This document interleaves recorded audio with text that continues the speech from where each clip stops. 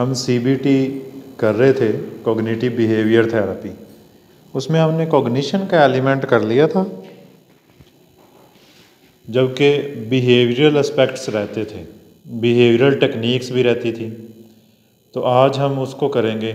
अगर behavioural therapy अकेली आ जाए तो फिर क्या हो सकता है, उस हवाले से भी हम करेंगे। आमतौर पे पेपर में सीबीटी कॉग्निटिव बिहेवियर थेरेपी आती है, लेकिन अकेली कॉग्निटिव थेरेपी आ जाए तो कॉग्निटिव थेरेपीज़ की थ्योरी और उसकी टेक्निक्स जो मैंने करवा दी हैं, डिस्टॉर्शंस, उनका तज़किरा करना होता है। और अगर अकेली बिहेवियर थेरेपी आ जाए तो आज हम उसी पे बात करेंगे, ठीक है।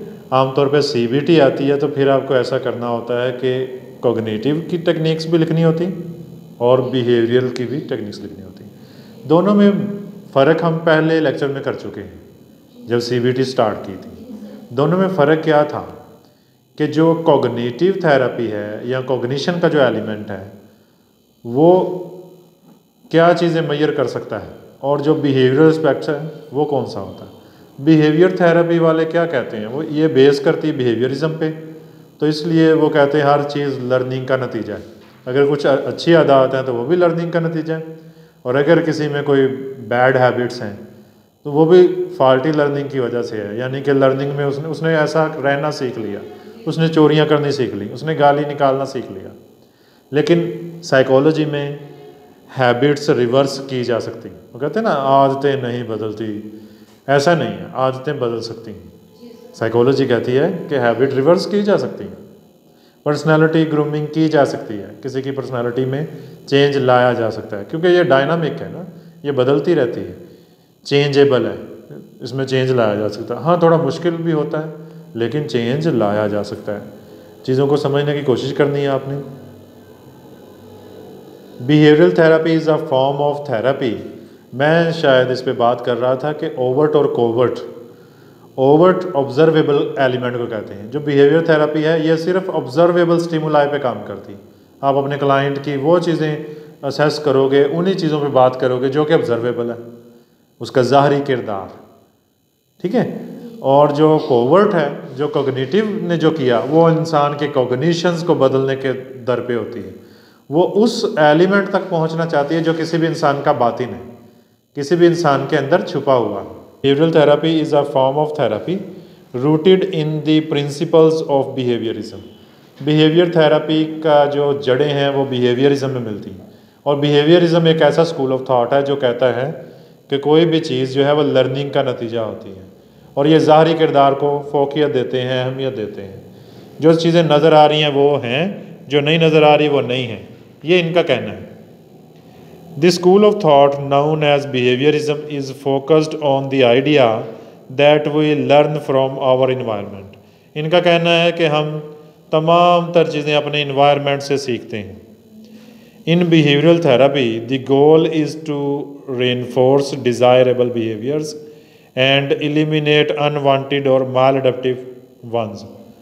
बिहेवियर थेरेपी का जो गोल है, मेन गोल है, वो ये है कि किसी भी इंसान की वो आदत और वो बिहेवियर्स, वो किरदार जो कि डिज़ायरेबल है, जो अच्छा किरदार है, उसको बढ़ावा देना है, उसे ख़त्म करना है जो कि उसका अच्छा किरदार नहीं है, अनवांटेड है, ठीक है। फॉर एग्ज़ाम्पल, एक बच्चा गालियाँ देता है, उसके गालियाँ देने वाला बिहेवियर अनवांटेड है, ये नहीं हमें चाहिए, तो उसे एलिमिनेट किया जाएगा। मुख्तलिफ टेक्निक्स के थ्रू उसको एलिमिनेट किया जाएगा। आप इसकी टेक्निक्स अभी सीखेंगे तो आपको समझ आएगी कि कैसे हम किसी की हैबिट रिवर्स करते हैं। बिहेवियर शेपिंग क्या होती है, किसी का बिहेवियर कैसे शेप किया जा सकता है। ठीक हो गया? कोई जहन में क्वेश्चन आए तो वो भी पूछ लीजिएगा। The techniques used in this type of treatment are based on the theories of classical conditioning and operant conditioning. ये जो क्लासिकल कंडीशनिंग और ऑपरेंट कंडीशनिंग है, इसी में से इसकी थ्योरी निकली है, इसकी टेक्निक्स भी इन्हीं में से, इन्हीं पे बेस करती हुई बनी हुई है। ये दोनों को आपको पता ही है, मज़ीद भी इसकी थोड़ी तफसील कर लेंगे हम। One important thing to note about the various behavioural therapies is that unlike some other types of therapy that are rooted in insight such as psychoanalytic and humanistic therapies, जो इंसान की इनसाइड पे काम करती है ना, वो कहता है ये उससे मुख्तलिफ होगी, ये बिहेवियर मॉडिफाई करेगी। जबकि ह्यूमनिज्म वाले जो हैं वो किसी की खुद आगाही को जगाते हैं, इनसाइड प्रेजेंट करते हैं। इनसाइड क्या होता है? सेल्फ अवेयरनेस, कि मुझे अपना पता हो मैं कब बीमार होता हूँ, मैं कब गुस्से में आता हूँ, कब मैं दुखी होता हूँ, कब मैं रोता हूँ। अगर इन चीज़ों से वाकफियत हो जाए तो हम काफ़ी हद तक बेहतर हो सकते हैं। ये ह्यूमनिस्टिक का दायरा कार था, काम करने का दायरा था, ठीक है। जबकि जो बिहेवियरिज्म वाले हैं वो क्या करते हैं? Behavioural therapy is action based, इसमें काम किया जाता है, एक्शन लिए जाते हैं। Behavioural therapies are focused on using the same learning strategies that led to the formation of unwanted behaviour. इसमें वो तमाम लर्निंग प्रोसेस है। कोई भी बुरी आदत या कोई भी चीज़ जैसे डेवलप हुई होती है उसे ख़त्म भी वैसे ही किया जा सकता है, ठीक है। वो आपने एक मकूला सुना होगा कि अगर आपने चोर को पकड़ना है तो चोर वाले जहन से चीज़ों को सोचना शुरू करो। चोर ने चोरी करते वक्त क्या जहन अपनाया होगा कि ऐसा करूँगा पकड़ा जाऊँगा, यहाँ से आऊँगा तो ऐसा होगा, मुख्तलिफ कॉन्सिक्वेंसेस को सामने रख के उसने फैसला किया होगा, ठीक है। तो अगर उसे पकड़ना है तो उसकी तरह सोचो। इसी तरह से हम अपने क्लाइंट के जो किरदार हैं, अनवांटेड बिहेवियर्स जो हमने ख़त्म करनी है, उसकी आदत, जो उसकी सिम्टोमेटिक बिहेवियर्स हैं, उनको ख़त्म करना है। तो हमें सोचना पड़ेगा ये बने कैसे थे।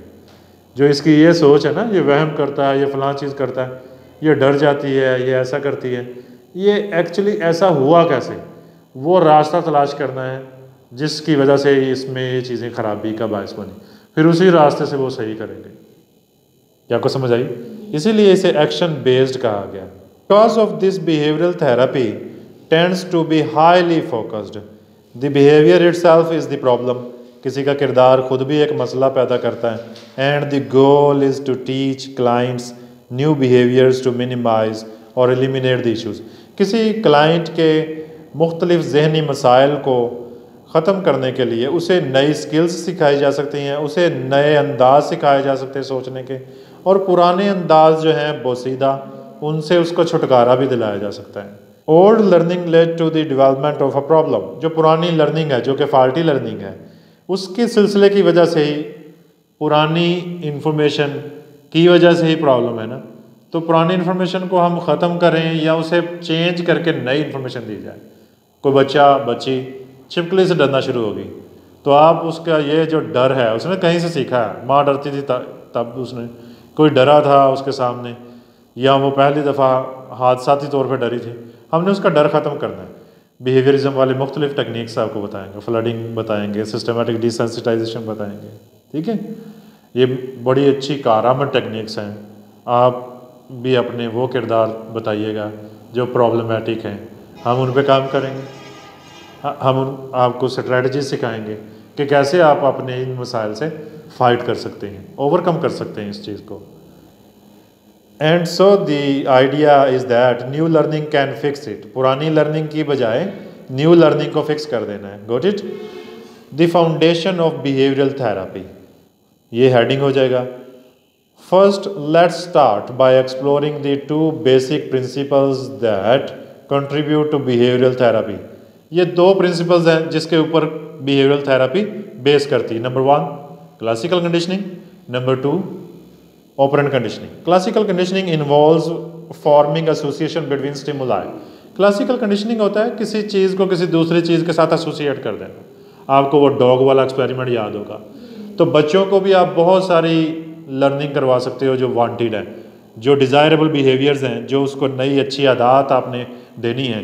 आप स्कूल में कैसे वो बच्चे को कर सकते हैं? कैसे? हाँ, लेकिन एक वक्त आएगा कि वो गुड भी उनको कुछ नहीं बिगाड़ेगा। वो कहेंगे ये क्या बाढ़ में जाए, ऐसा गुड मैं क्यों ऐसा गुड के खातर काम करूं। तो आपको कुछ ना कुछ स्ट्रैटेजी बदलते रहना चाहिए। कभी कंपटीशन करवा दें बच्चों का, कभी वो स्टार बनाते ना आप, ठीक है, यहाँ चिक पे स्टार बनाते, कितने स्टार ले लेगा, उसके बाद उसे स्टार में कोई चार्म नहीं रहेगा बच्चे को। तो आपकी स्ट्रैटेजीज, आप बच्चे की सेल्फ वर्थ को बढ़ाएं। वो जो बच्चे के अंदर इज्जत बेइज्जती का कॉन्सेप्ट है ना, बेइज्जती हो जाएगी, इज्जत, उसको उजागर करें कि टीचर की आंख का तारा बनना बच्चे की मजबूरी हो जाए। ठीक है, ये टीचर है, इसका काम तो याद करना ही होगा। अगर इसका काम याद ना किया तो वो क्या सोचेगा। आप बच्चे को इतनी रिस्पेक्ट दो कि वो आपके रिस्पेक्ट के बोझ तले दब जाए, वो बदले में रिस्पेक्ट ही देना सीखे, और जहाँ उसे लगे कि मैं रिस्पेक्ट नहीं दे पा रहा तो वो उस बोझ के चक्कर में सारी चीज़ें तैयार करे और सारा कुछ बेहतर कर सके। जब आप गालम गलोच करते हैं, डंडा उठाते हैं, थप्पड़ रसीद करते हैं, उसकी वजह से क्या होता है, तो बच्चा जो है वो फिर ढीठ होना शुरू हो जाएगा। वो कहेगा मार तो मुझे पड़ ही जानी, ठीक है। 4 दिन वो मार के डर से काम करेगा, 5वें दिन जब आप नहीं होंगे, इधर उधर होंगे, तो वो शरारत करेगा। तो बच्चे के अंदर वो जो खुद ही है कि वो खुद ही अच्छे बुरे में तमीज़ करने के काबिल हो जाए, उस चीज़ को उजागर करने में ये बिहेवियरल टेक्निक्स बहुत कामयाब है। Operant conditioning focus on how reinforcement and punishment can be utilized to either increase or decrease the frequency of behavior। Operant conditioning क्या करती है? ऑपरेंट कंडीशनिंग से हम क्या करते हैं, हम लाइकलीहुड बढ़ाते हैं, वांटेड बिहेवियर को बढ़ाते हैं, बढ़ावा देते हैं। बच्चे को कैंडी दी, बच्चे ने अच्छा काम किया, या बच्चे को पहले ही आपने कह दिया कि तुम्हें कैंडी मिलेगी, अच्छा काम करोगे, उस कैंडी के चक्कर में बच्चे ने अच्छा काम किया, ठीक है। कहाँ पे उसे पनिश करना है, पनिशमेंट के क्या ज़राए होंगे, पॉजिटिव पनिशमेंट होगी, नेगेटिव पनिशमेंट होगी, फ़र्क होगा। पनिशमेंट क्या करेगी? पनिशमेंट हमेशा डिक्रीज़ करेगी अनवांटेड बिहेवियर को, और जो रेनफोर्समेंट है वो वांटेड बिहेवियर को इंक्रीज़ करेगी।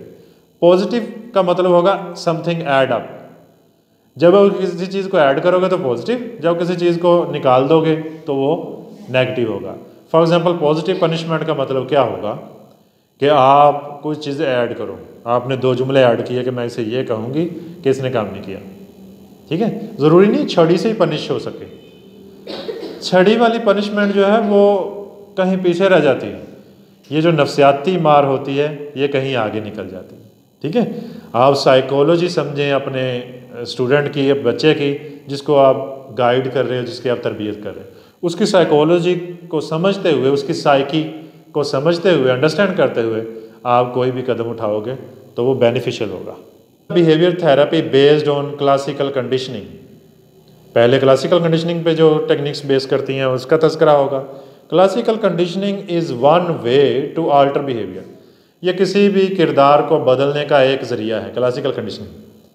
And a number of techniques exist that can produce such change, और ये तब्दीली लाने के लिए काफ़ी सारी टेक्निक्स मौजूद हैं जिससे हम किसी का किरदार बदल सकते हैं, मॉडिफाई कर सकते हैं।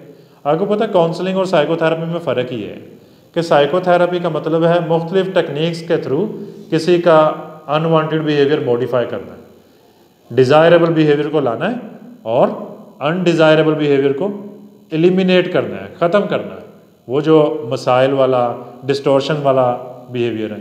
क्या आपको समझ आ रही बात? Originally known as behaviour modification, इसे बिहेवियर मॉडिफिकेशन कहते हैं या बिहेवियर शेपिंग भी कहते हैं। This type of therapy is often refer to today as applied behaviour analysis. आजकल के ज़माने में इसे अप्लाइड बिहेवियर एनालिसिस के नाम से जाना जाता है। हम कहते हैं बिहेवियर सैंपल लेना। जब हम ऑब्जर्व करते हैं ना बच्चों को या अपने क्लाइंट को, हमारा क्लाइंट बच्चा भी तो हो सकता है ना, आमतौर पे ज़्यादातर मसाइल बच्चों के होते हैं और उसकी वजह बड़े बन रहे होते हैं। बड़ों को पता नहीं चलता कि कैसे इनको गाइड करें। ठीक हो गया, समझ गए बात? तो हमें उनको सिखाना होता है कि बच्चे को डील कैसे किया जाए। Some of the techniques and strategies used in this approach to therapy include number 1 technique flooding। आमतौर पे फ्लड किसे कहा जाता है? एक सैलाब को कहा जाता है ना। फ्लडिंग में हम क्या करेंगे? फ्लडिंग आमतौर पे इसके इंडिकेशंस क्या हैं? ये टेक्निक्स किन पेशेंट्स पे अप्लाई की जाती हैं ये आपको पता होना चाहिए। डिप्रेशन के पेशेंट पे फ्लडिंग टेक्निक यूज़ नहीं करते, वो मर भी सकता है। फ्लडिंग का मतलब ये है कि जिस चीज़ जो फियरफुल सिचुएशन है, जिस चीज़ से बच्चा खौफ खाता है, आप फ़ौरन से उसका एक्सपोजर करवा दें। फ्लडिंग फॉर एग्ज़ाम्पल कोई बारिश से डरता है तो आप उसे बातों में लगा के फ़ौरन से बारिश में धक्का दे दो या बारिश में छोड़ दो, ठीक है। किसी को हाइड्रोफोबिया है, कोई पानी से डरता है और आप उसे नहर में धक्का दे दूँ, स्विमिंग पूल में धक्का दे दूँ, ऐसे अगर डिप्रेस है वो तो उसकी जान भी जा सकती है। कुछ लोग होते हैं वो आंधी तूफान से डरते हैं, वो कोई एक्सपोजर हुआ होता है बचपन में खौफनाक किस्म का, तो ऐसे ही हमारी वीकनेसेस होती हैं।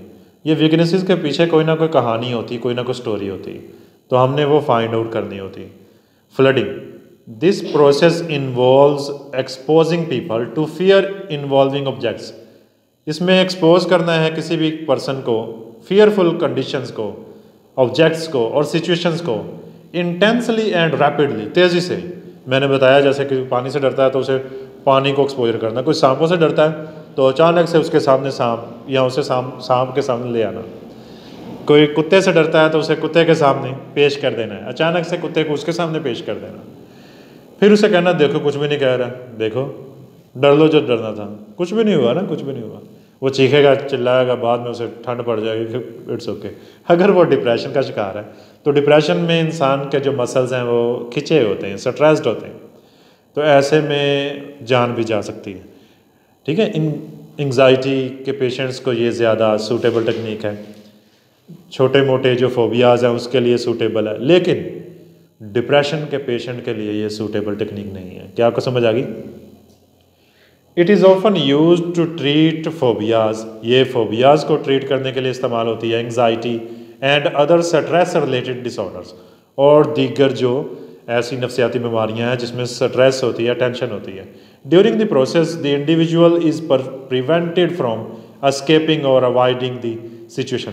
पहले तो पर्सन जो है वो डरेगा, अवॉइड करना चाहेगा, हमने तो उसे रंगे हाथों पकड़ना है ना, यानी कि ये बंदा इस चीज़ से अवॉइड करता है, इसे इस चीज़ का एक्सपोजर करना है, बातों में लगा के या जैसे भी। कोई क्राउड से डरता है तो उसे क्राउड में ला के छोड़ना। ठीक है, मुझे याद आ रहा है कुर्बानी के दिन थे तो बकरा लेने गए मंडी, तो वहाँ कितने जानवर हैं। मेरा भतीजा छोटा ईसा, उसका दिल है कि मंडी भी जाऊँ, और जानवरों से उसे खौफ भी आता है, और वो बिल्कुल पास मुझे उठा लो या मुझे पकड़ के साथ साथ रखो। तो मैंने उसको फ्लडिंग से गुजारा। ठीक है, उसे मैंने बकरों के दरमियान में रख दिया, वो थोड़े फासले पे चला गया। वो बस ऐसे पैनिक अटैक जैसे आता है, बस ऐसे परेशान होने ही वाला था कि मैंने उसे कहा ये देखो कितना प्यारा है, इसके सींग देखो कितने प्यारे हैं, उसका हाथ पकड़ के। ठीक है, समझ के बाद तो उसका थोड़ी थोड़ी एसोसिएशन बहाल होना शुरू, उसका डर ख़त्म होना शुरू हुआ। मैंने उसको कहा कि तुम तो बहुत अच्छा इसे सहला लेते हो, ज़रा और ऐसे प्यार करो इसे। ठीक है, उसकी हिम्मत बढ़ाई और डर क्या तो नाम ही नहीं लिया कि ये डरता है या ऐसा है। तो ऐसे करके फ्लडिंग टेक्निक होती है जिसमें ग्रेजुअल एक्सपोजर नहीं होता। क्या होता है? रैपिडली, फौरी तौर पे आपने किसी चीज़ को एक्सपोज कर देना जिससे कोई खौफजदा होता है। समझ के बाद डिप्रेशन के पेशेंट्स को ये कारआमद टेक्निक नहीं है। इसकी एक मिसाल लेते हैं। For example, flooding might be used to help a client who is suffering from an intense fear of dogs. एक ऐसा बंदा जो कुत्तों के खौफ में मुब्तला है, जिसे शदीद खौफ है कुत्तों का, और आप उस पर अप्लाई करें। एट फर्स्ट, पहले क्या होगा? The client might be expose to a small friendly dog. पहले छोटा सा कोई कुत्ता, ठीक है, जो फ्रेंडली सा हो, जो काटे भी ना, खौफनाक भी ना दिखे, वो एक्सपोज करना उसे। सीधा ही बघियाड़ जैसा कुत्ता कर दिया ना उसे एक्सपोज, तो वो मर भी सकता है। ठीक है, ऐसा भी हो सकता है कि आपको टॉय कुत्ता लेके, ऐसा डॉग जो नकली हो, वो पेश करें। ठीक है, small friendly dog for an extended period of time during which he और शी कैन नॉट लिव। यानी कि इतना अरसा उसे एक छोटा फ्रेंडली कुत्ता पेश करना है, रोज़ लेके आए, रोज़ लेके, कि उसका डर जो है वो कम होना शुरू हो। आफ्टर रिपीटेड एक्सपोजर्स, बार बार ऐसा करने के बाद, to the dog during which nothing bad happen, देखना है कि कुछ बुरा तो नहीं हुआ, ज़्यादा तो नहीं कोई खौफनाक सूरत हाल हुई। The fear responses begins to fade. इसी तरह से वो सारे के सारे खौफ वाले जो थॉट्स होंगे वो ख़त्म होना शुरू हो जाएंगे। क्या आपको समझ आई? जिस चीज़ का खौफ है उसका एक्सपोजर लगातार बार बार करना है, फिर ख़त्म हो जाना है। एक टेक्निक क्लियर होगी।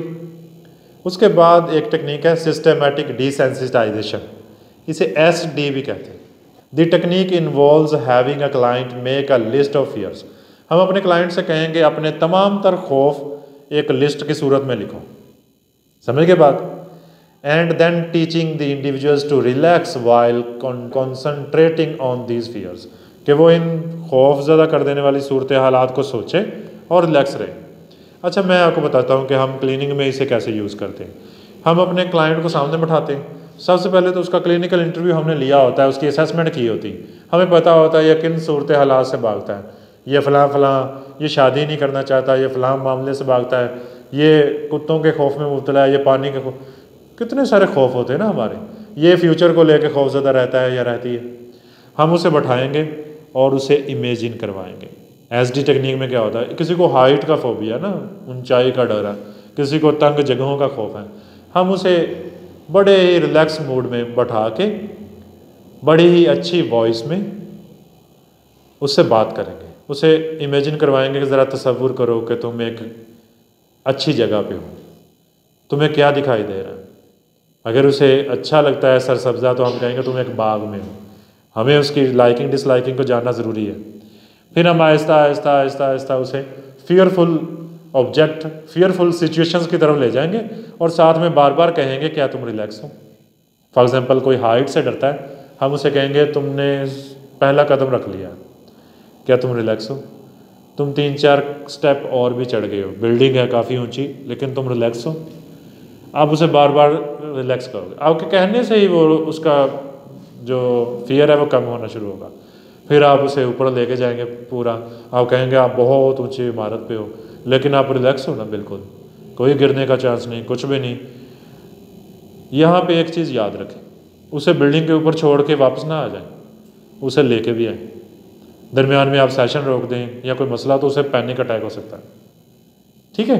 अगर ऐसे क्लाइंट को पैनिक अटैक हो जाए तो उसे ठंडा ठार दूध पिलाना है फ़ौरन। Got it? समझ के बाद उसे लेटने को कहना है, चाहे फर्श पे लेटना पड़े, और कुछ देर बाद उसे ठंडा ठार दूध पिलाना है, उससे उसे अफाका हो सकता है। तो ऐसा है कि फिर उसे फिर रिलैक्स करते करते वापस भी लेके आना है कि अब तुम नीचे उतर रहे हो, तुमने 2 कदम उठा लिए हैं, तुम 2 जीने नीचे उतर आए, तो क्या तुम रिलैक्स हो। बार बार हम किसी भी शख्स को उसकी फियरफुल सिचुएशन में लेके जाएंगे आहिस्ता आहिस्ता, ग्रेजुअली। उसमें क्या था, रैपिडली फ्लडिंग में, इसमें gradual exposure to fearful stimulus. Got it? क्या आपको समझ आई है? हम यहाँ पे कोई इसकी मिसालें भी देख लेते हैं। The use of this process began with psychologist John B. Watson and his famous Little Albert experiment in which he conditioned a young child to fear a white rat. ये एक अल्बर्ट नाम का बच्चा था जिसको इन्होंने तजर्बात के लिए मांग लिया था और इस पर तजर्बात किए। समझ के बात? तो अल्बर्ट को उन्होंने एक रैट से डरना सिखाया, फिर उसका डर ख़त्म भी किया। एक नेचुरल स्टिमुलस, क्लासिकल कंडीशनिंग के रूल्स के तौर पे एक नेचुरल स्टिमुलस लिया कि बच्चे सारे शोर से डरते हैं, तो उसे जब रैट उसके सामने पेश किया जाता था तो बच्चा खेलता था, उससे नहीं डरता था। बच्चे को क्या सेंस कि इससे डरना चाहिए। तो फिर ऐसा करते थे कि जैसे ही रैट उसके सामने एक्सपोज करते थे तो साथ में शोर करते थे, उसके कान के पास हथौड़े से ज़रब लगाते थे लोहे को, तो वो डर जाता था। वो डरता किस चीज़ से था? शोर से। लेकिन उसे दिख क्या रहा? रैट। कंडीशनड हो गया कि जैसे ही ये सफ़ेद सी चीज़ मेरे सामने आती है तो शोर होता है। लेकिन बच्चे को ये नहीं याद रहा कि शोर से डरना है, उसे बस वो वाइट वाले फर वाले जो रैट से डरने का आदी हो गया। ये है, उसने कहा देखा ना, ये लर्निंग थी, इस लर्निंग के नतीजे में ये डर सीख लिया, फाल्टी लर्निंग। अब हम इसका डर ख़त्म करना सिखाएंगे। उसने उसका डर ख़त्म करना भी सिखाया सिस्टमेटिक डिसेंसिटाइजेशन के ज़रिए। पहले उसे नकली वाला रैट पेश किया, फिर आहिस्ता आहिस्ता उसे कहा देखो देखो ये कितना क्यूट है, कुछ भी नहीं कह रहा है, ठीक है। आहिस्ता आहिस्ता आहिस्ता आहिस्ता ग्रेजुअल एक्सपोजर, आहिस्ता आहिस्ता उसे फियरफुल सिचुएशन एक्सपोज करते गए, उसका डर ख़त्म हो गया। Systematic desensitisation is often used to treat phobias. ये आमतौर पे खौफ, बेजा खौफ को ख़त्म करने के लिए इस्तेमाल किया जाता है। The process follows 3 basic steps. इसके 3 बेसिक स्टेप्स हैं। फर्स्ट स्टेप क्या है? The client is taught relaxation techniques. हम अपने क्लाइंट को रिलैक्सेशन टेक्निक्स सिखाएंगे। रिलैक्सेशन टेक्निक कैसे सिखाएंगे? सबसे पहले हम उसे डीप ब्रीथिंग सिखाएंगे कि लंबा सांस लो। सांस आपने ऐसे लेना है कि आपने नोज से इनहेल करना है, सांस को अंदर खींचना है, और मुंह से एक्सहेल करना है, सांस को बाहर निकालना है। लेकिन आपने जब नोज से सांस को अंदर खींचना है तो आहिस्ता आहिस्ता अंदर खींचना है, इतना अंदर खींचना है कि यहाँ बैली पे, ठीक है, दबाव सा महसूस हो, और कम से कम आप 20 सेकंड होल्ड करें। ठीक है, समझने बात? पहले पहले आप कम सेकंड होल्ड कर सकेंगे, फिर आहिस्ता आहिस्ता स्टेमिना बढ़ जाएगा। 20 सेकंड होल्ड करने के बाद फिर आपने उसे आहिस्ता आहिस्ता मुंह के रास्ते बाहर निकालना, सांस को आहिस्ता आहिस्ता। इससे आप रिलैक्स होंगे। आप दिन में 3 दफ़ा ऐसा करें। जब भी आपको कोई सिचुएशन ऑकवर्ड लगे, सिचुएशन टफ लगे, डर खौफ का एलिमेंट हो, आप चुप करके ऐसा करें, अपने आप को रिलैक्स पोजीशन में बैठा लें। ठीक है, ऐसे ना हो, ये जो लेग ऐसे होती है इससे खिंचाव होता है, बिल्कुल खिंचाव ना हो, सारे मसल्स ढीले छोड़ के लंबा सांस लेना है, नाक से अंदर खींचना है, बिल्कुल ऐसे, समझेंगे, रिलैक्स होते हुए, जैसे कोई परवाह नहीं, दुनिया एक तरफ, मैं एक तरफ।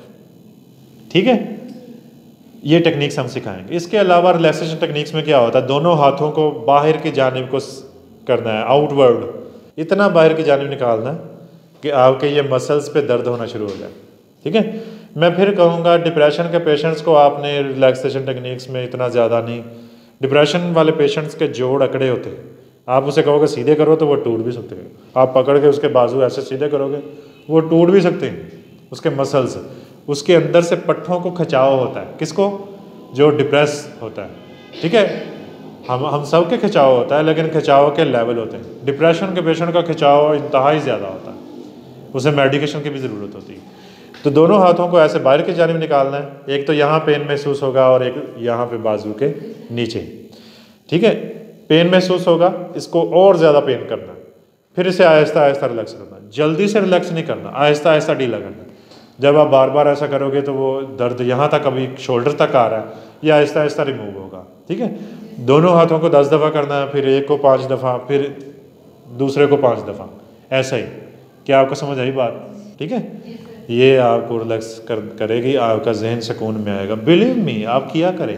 आप गुस्से में, आप चिड़चिड़ा, आप फ़ौरन सोचो कि मेरा किरदार थोड़ा सा गड़बड़ हो रहा है, मेरा बिहेवियर आज कुछ ठीक नहीं है, मैं बार बार गुस्से में क्यों आ रही हूँ, मैं बार बार फिक्र से क्यों कर रही हूँ, फ़ौरन रिलैक्सेशन टेक्निक करें। ठीक है, हमारी तो नमाज भी हमें रिलैक्स करती है अगर हम सुकून से पढ़ें, लेकिन नमाज के साथ साथ आप एक्सरसाइज भी करें, ठीक है, रिलैक्सेशन टेक्निक्स भी करें। समझ रहे मेरी बात? तो फिर आपके लिए ज़्यादा सूदमंद होगी ये चीज़ें। Next, the individual creates a ranked list of fear involving situations. हम अपने क्लाइंट से कहेंगे कि तुम अपने तमाम खौफ लिखो, A to Z, यानी कि सबसे बड़ा खौफ सबसे पहले लिख दो, उससे छोटा उसके बाद। ठीक है, असेंडिंग या डिसेंडिंग ऑर्डर में उससे एक लिस्ट बनाएंगे। आमतौर पे मैं अपने क्लाइंट से कहता हूँ अपने 10 बड़े बड़े जो सिचुएशंस हैं, खौफ हैं, वो ज़रा मेरे साथ शेयर करो, वरना लिख के मुझे दो। जब क्लाइंट अपने खौफ लिखेगा तो फिर उसे अंदाज़ा होगा उसके एक्चुअली उसके खौफ क्या हैं, खुद आगाही भी होगी उसकी। और जब वो खौफ लिखेगा तो उसका 90% 80% खौफ ख़त्म भी होगा, उसे शर्म भी आएगी कि ये कोई खौफ है भला, उसे पता भी होगा कि ये बेजा खौफ है, मगर वो बेचारा बेबस है, वो उससे लड़ नहीं पा रहा। तो हमने उसे हेल्प आउट करना है, उसके उन खौफजदा कर देने वाली सिचुएशन से फाइट करने में। Got it?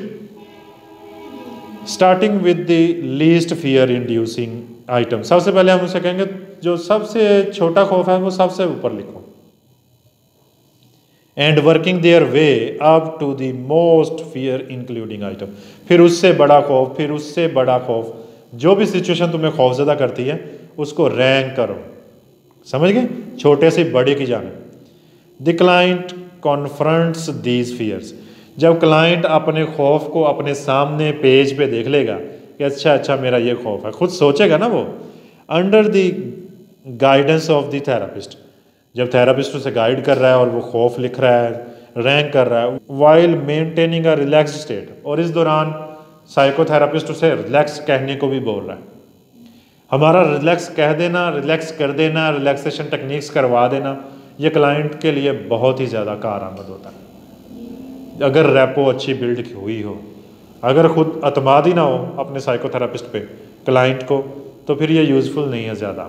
एक बंदा या बंदी अंधेरे से खौफजदा है तो हम उसे कहेंगे ज़रा तसव्वुर करो तुम एक तारीक रूम में हो। काम शुरू करेंगे तसव्वुर से, इमेजिनेशन से, फिर उसे कहेंगे तुम रिलैक्स हो, मैं तुम्हारे साथ हूँ। ठीक है, उसे रिलैक्स रहना सिखाएंगे, साथ साथ उसे इमेजिन करवाएंगे। खौफ इस कदर शदीद होता है कि क्लाइंट इमेजिन करने पे भी नहीं आता, वो कहता है नहीं नहीं नहीं बस इससे आगे बात ही ना करें, मेरे सामने नहीं बात करनी है। तो हम उसे इमेजिन करवाएंगे, हम उसके खौफ को दबोच कर उसके सामने जलील करके पेश करेंगे। ठीक है, अपने खौफ में उसे इस कदर घुसाएंगे कि वो खौफ नहीं रहेगा। ठीक है, वो गालिब का जैसे शेर है, मुश्किलें इतनी पड़ी मुझ पर कि आसान हो गई। जब इंसान पे बहुत ज़्यादा मुश्किलात पड़ती तो मुश्किल नहीं रहती, यूज्ड हो जाता ना इंसान। Before moving on to thinking about being in a dark room, इस सोच से पहले कि तुम एक तारीक रूम में हो, and then actually confronting his fear by sitting in a dark room. ठीक है, उसे तसव्वुर करवाएंगे कि तुम एक तारीक रूम में बैठे हो। By pairing the old fear producing stimulus, जिस वजह से उसका ये खौफ है कि वो तारीकियों से डरता है, उसके साथ पेयर करेंगे न्यूली लर्नड बिहेवियर्स को।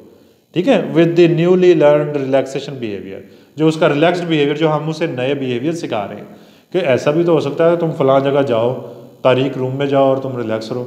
ऐसा भी तो हो सकता है कि तुम्हें कुछ भी ना महसूस हो। पहले तो वो सोचेगा ऐसा हरगिज़ नहीं हो सकता।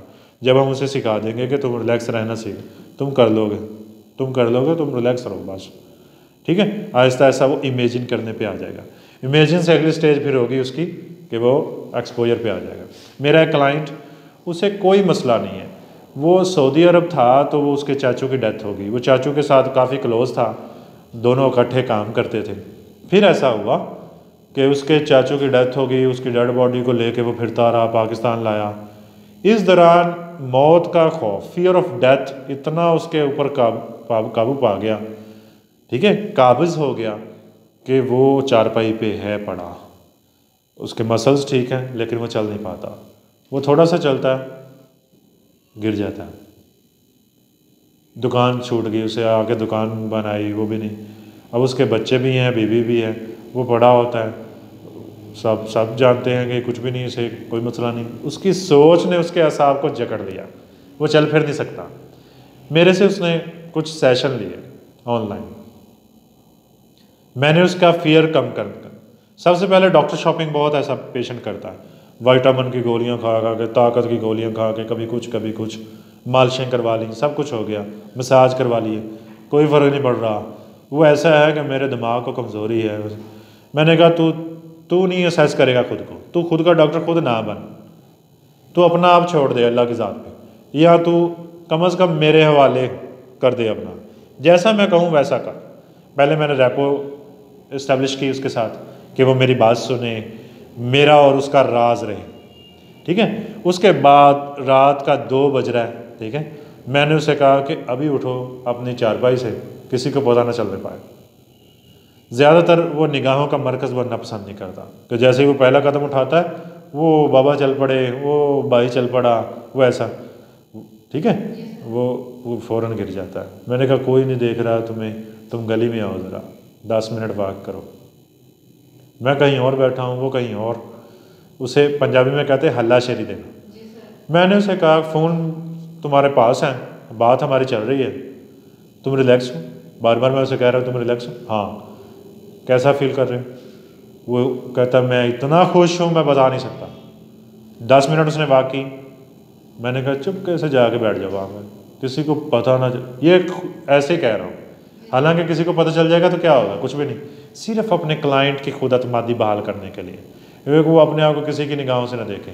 और मैंने उसे राज की बात भी बता दी कि राज की बात है कि तुम्हें कुछ भी नहीं है, अब ये किसी को बताना नहीं है कि तुम्हें कुछ नहीं है, ठीक है, ये तुम्हारे खौफ थे जिसकी वजह से ऐसा हुआ था, तुम्हारे जोड़ जवाब दे गए थे, तुम अपने आप पे भी यकीन रखो, अल्लाह पे भी यकीन रखो, तुम चल सकते हो, क्या नहीं है जो तुम नहीं कर सकते, टू बी फुली फंक्शनिंग, ठीक है। और उसने कर दिखाया, 4-6 दिनों में वो चलना शुरू हो गया, लेकिन साथ में वो अपने खौफ ओवरकम नहीं, वो मेरे से डिस्कस करता रहा कि मुझे फ़ौरन ही ये खौफ तंग करता है, ये खौफ, सारे खौफ कागज़ पे लिखवा के, कॉन्फ्रंट करवा के, ठीक है, अपने खौफ को दबोचो गर्दन से, उसकी गर्दन मरोड़ो, उसको हाथ पे रखो और फूंक से उड़ा दो, हवा में उड़ा दो, ये वाला स्टेमिना उसका बहाल किया, ठीक है। अपने एक एक फियर को अकेले अकेले चुन के मारो, समझ के बात है ना। कितने सारे खौफ हम पे हावी होते हैं, हमें पता भी नहीं होता मुझे क्या खौफ है। जब आप खौफ गिनना शुरू हो, खौफ को रैंक करना शुरू हो, आधे से ज़्यादा खौफ दौड़ जाते हैं, भाग जाते हैं, ठीक है। फिर आ जाते हैं वो मेजर खौफ, वो फियर्स जो आपको तंग करते हैं, ठीक है। फियर ऑफ इवैल्यूएशन, लोग क्या कहेंगे, लोग क्या कहेंगे, ठीक है। लोगों ने कहना इन्ना लिल्लाहि व इन्ना इलैहि राजिऊन, यही कहना लोगों ने। फियर ऑफ डेथ, मौत की तैयारी भी नहीं कर रहे और मौत को सर पे सवार किया हुआ, सही से जी भी नहीं रहे। सही से जियो, मौत का खौफ रखो, लेकिन सिर्फ ये खौफ रखो कि मेरी जवाबदेही होगी, तो मैं अभी जो करूँगा वो करूँगा, वो जो मुझे मोहलत मिली है मैं उसका अच्छा सा फ़ायदा उठाऊँ। इस तनाजुर में खौफ को, मौत का खौफ दिल में रखना चाहिए, ठीक है। मोमिन मरने से नहीं डरता, मोमिन के लिए तो मरना एक शर्फ होता है कि अल्लाह से मुलाकात होगी, शर्त यह है कि आप मोमिन बन के रहें, ठीक हो गया। फिर आपके खौफ नहीं रहेंगे। अवर्जन थेरेपी, अवर्जिव स्टिमुलस, वो स्टिमुलस जो तकलीफ देते हैं, वो सिचुएशंस जो आपको तकलीफ दे, आपके लिए तकलीफ दे हैं जो सिचुएशन, वो आपको दी जाएंगी, आप समझ लें कि पनिशमेंट के तौर पे दी जाएंगी। अवर्जन थेरेपी क्या होगी? अवर्जन थेरेपी हम कर रहे हैं, this process involves pairing an undesirable behaviour with an aversive stimulus in the hope that the unwanted behaviour will eventually be reduced. आपने देखा होगा गांव में अक्सर ऐसा होता है कि कोई बच्चा गाली निकालता तो माँ कहती है मैं तुम्हारी ज़ुबान पे कोयला रख दूंगी। अवर्जिव थेरेपी है, अवर्जिव थेरेपी ये होगी, ठीक है। अवर्जिव स्टिमुलस पेश किया जा रहा है जो तकलीफ दे है, किस चीज़ के साथ एसोसिएट किया जा रहा है? अनवांटेड बिहेवियर के। जब भी तुम ये गाली दोगे, या जब भी तुम गाली दोगे, या जब भी तुम ये काम करोगे तो तुम्हारी खैर नहीं, समझ के बात, तुम्हें फिर मैं पटाई करूँगी या तुम्हें ऐसा कोई भी चीज़ जिससे वो जो चीज़, फॉर एग्जांपल बच्चे अक्सर कोई उठपटांग हरकत करते हैं, तो आप बच्चे की नापसंदीदा चीज़ को सामने करो कि अगर तुम यहाँ गए तो ये हो जाएगा, तुम्हारा खाना बंद, या खौफ का एलिमेंट बना। बच्चे को खौफजदा नहीं करना चाहिए, लेकिन उसकी बैड हैबिट्स को, उसके अनवांटेड बिहेवियर्स को, ठीक है, डिज़ायरेबल बिहेवियर में बदलने के लिए अवर्जन करना पड़ेगा। For example, someone suffering from alcoholism might utilise a drug known as, ठीक है, मुख्तलिफ ड्रग्स होती हैं, मैं ड्रग्स के नाम नहीं लेना चाहता। एक आपको थोड़ा सा बता देते हैं, एक मेडिसिन होती है जो स्मोकर्स को देते हैं स्मोकिंग का इलाज करते वक्त, ठीक है। वो करती क्या है, उससे पर्सन को अपनी सिगरेट में मज़ा नहीं आता, उसके पेट में खचाव रहता, ठीक है, उसकी सिगरेट कड़वी हो जाती है, उसे सिगरेट स्वाद नहीं देती, जो लज्जत लेना चाहता है ना वो सिगरेट से, वो नहीं मिल रही होती। तो हम एक उसे टैबलेट देते हैं। उस टैबलेट से क्या होता है, वो 2 वीक पहले देनी होती है, लेकिन छुपा के देनी होती है, उसके खाने में मिला दो, उसे नहीं पता होना चाहिए। 2 वीक पहले, इलाज के 2 वीक पहले उसे वो टैबलेट देना शुरू कर देनी। उसके बाद क्या होगा, उसके बाद उसकी सिगरेट का मज़ा किरकिरा होना शुरू हो जाएगा। हो सकता है कि वो उसे वॉमिटिंग भी रहे, उसका सर भी चकराए, वो दुकानदार से भी जाके झगड़ेगा कि सिगरेट नकली आ रही है आजकल, सिगरेट ब्रांड भी चेंज करके देख लेगा, उसे स्वाद नहीं आएगा, ठीक है, और उसे पता ही नहीं उसके साथ घर में हाथ हो रहा है। फिर उसे साइकोथेरेपी में हम कहेंगे डिसएडवांटेज और एडवांटेज लिखो सिगरेट नोशी के, क्या तुम आहिस्ता आहिस्ता उसकी सिगरेट कम करेंगे, ठीक है। जैसे ही वो सिगरेट बढ़ाना चाहेगा गोली ऐड कर देंगे। बातें तो चल ही रही है ना, थेरेपी की बाकी इंटरवेंशंस तो चल ही रही हैं, साथ में टैबलेट, गॉट इट। तो इसी तरह से एक और मेडिसिन है वो स्किज़ोफ्रेनिक पेशेंट्स को देते हैं या ऐसे पेशेंट्स को देते हैं जो बहुत ज़्यादा स्ट्रेस की कैफियत में होते हैं या साइकोटिक सिम्टम्स में होते हैं। वो क्या करती है, उसे हम आमतौर पे अपनी टर्म हमारी है कि स्कूटर कर देने वाली मेडिसिन, वो इंसान को स्कूटर कर देती है। स्कूटर क्या करती है, निचला होंठ स्वेल होकर बड़ा हो जाता, ठीक है, और इंसान बातूनी हो जाता है, बोलता बहुत है और बोलने का अंदाज भी बदल जाता है और वो अपने अंदर राज नहीं रख पाता, सब बोल देता। जो चीज़ें उसके जहन में होती है ना लाशूर में, वो जो किसी को पसंद करता है, वो किसी को, जैसे मूवीज़ में आपने देखा नशा किया और अकरार कर लिया मोहब्बत का, ये हो गया वो हो गया, तो वो टैबलेट 2 घंटे के लिए उस बंदे को स्कूटर कर देगी, वो अपने सारे राज अफशा कर देगा और वो उसे पता भी होगा मैं ऐसे हूँ, वो चलेगा भी ऐसे ही लड़खड़ा के, बोलेगा भी ऐसे ही, यार तूने मेरे साथ क्या किया, ये मुझे क्या खिला दिया, बोलेगा लेकिन उससे सही से बोला नहीं जाएगा, फिर भी बंद नहीं करेगा अपना बोलना, ठीक है, इतना बातूनी हो जाएगा। ये आमतौर पे जो क्रिमिनल्स हैं जो राज नहीं उगलते, ऐसे एक्सपेरिमेंट किए जाते हैं। Which causes severe symptoms such as headache, इससे सर दर्द भी होगा, नोजिया, ठीक है, वॉमिटिंग वाली फीलिंग भी होगी, सर चकराएगा, लड़खड़ाएगा, एंग्जाइटी भी होगी and vomiting when combined with alcohol, जैसे ही वो अल्कोहल यूज़ करेगा और वो साथ में वो टैबलेट जो मैंने बताई वो यूज़ हो रही है, तो उससे फिर चक्कर भी आएंगे, वो कहेगा ये अल्कोहल ये ठीक नहीं, इसको छोड़ना पड़ेगा, ये शराब अच्छी चीज़ नहीं, ठीक है, क्योंकि शराब ने जो उसे मज़ा देना था ना, जो सरूर देना था, वो नहीं मिल रहा उसे, वजह टैबलेट है।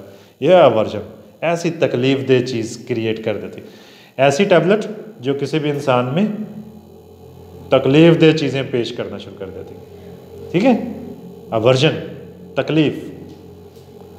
उसके सिगरेट का मज़ा चला गया, उसको खामखा उसके पेट में कुछ होता रहता है, ठीक है, उसे वॉमिटिंग होती रहती है, उसका सर चकराता है, उसे बुखार भी रहना शुरू हो गया। क्या आपको समझ आ रही बात? तो वो सोचेगा कि ये मैं कहाँ फंस गया, मुझे ये नहीं, ये नशा छोड़ना पड़ेगा। क्या आपको समझ आ गई? Because the person becomes extremely ill when they drink, जैसे ही वो पिएगा, नशा करेगा, वो फिर बीमार होना शुरू कर देगा। ड्रिंकिंग बिहेवियर में बी एलिमिनेटेड, हो सकता है इसी चक्कर में फिर उसका ड्रिंकिंग बिहेवियर ख़त्म होना शुरू हो जाए, ठीक है। इसके बाद है behaviour therapy based on operant conditioning. Operant conditioning की भी कुछ टेक्निक्स हैं, उसकी तरफ जा रहे हैं हम। Many behaviour techniques rely on the principles of operant conditioning. अब ऑपरेंट कंडीशनिंग और क्लासिकल कंडीशनिंग में थोड़ा सा फ़र्क है, बिफोर और आफ्टर का, which means that they utilize reinforcement, punishment, shaping, modeling and related techniques to alter behavior। किसी भी किरदार को बदलने के लिए शेपिंग की जाती है, मॉडलिंग की जाती है, कुछ चीज़ें उसको प्रेजेंट की जाती हैं, सिखाई जाती हैं।